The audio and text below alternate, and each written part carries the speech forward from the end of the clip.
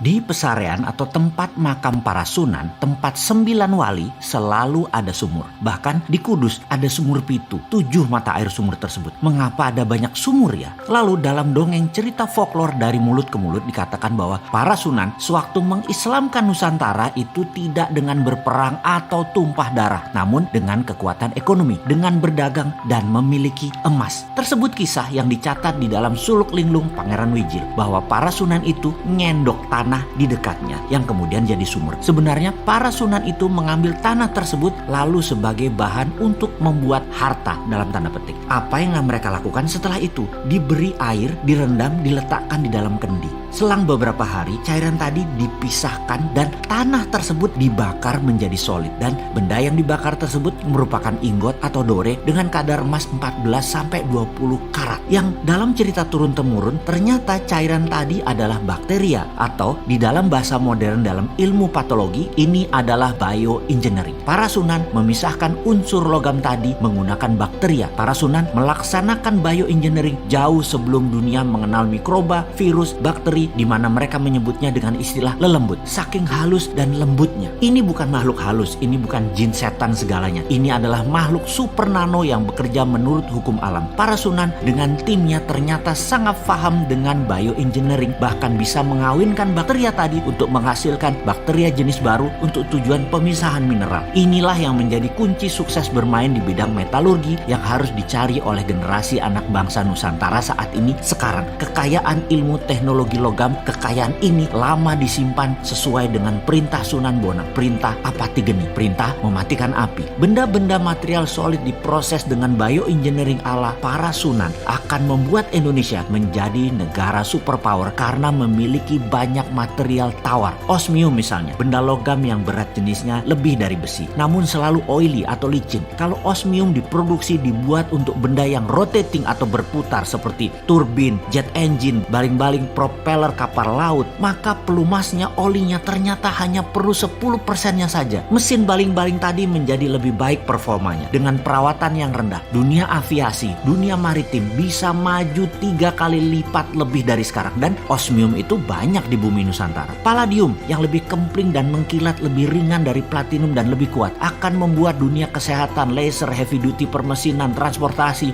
drone menjadi jauh lebih murah. Rhodium bisa minus resistennya penghantarnya, sehingga alat komunikasi bisa lompat cepat, bukan hanya 5G tapi bisa 6G bahkan 10G. Lebih cepat lagi data tertransfer karena resistannya bukan 0, minus bahkan. Thorium membuat listrik tenaga nuklir tidak lagi berbasis uranium yang berbahaya, membuat biaya listrik berbasis minyak bumi batu bara menjadi kemahalan karena dengan thorium per kWh mungkin hanya $0,3, jauh di bawah batu bara yang $0,8, jauh di bawah gas yang $1,1 untuk energi listrik. Semua ini adalah budaya metal, mulai dari metal biasa, metal tanah jarang atau rare earth, hingga precious metal group. Semua ada di tanah air tercinta ini. Sebelum melangkah jauh, kita merenung sejenak menengok apa yang para sunan sudah lakukan untuk anak cucunya, untuk bangsa Indonesia. Bukan hanya nikmat agama Islam, namun budaya luhur, budaya logam diwariskan oleh mereka. Untuk menjadi yang terdepan, warisan beliau-beliau tersebut harus kita pertahankan. Inilah strategi SWF, Sovereign Wealth Fund,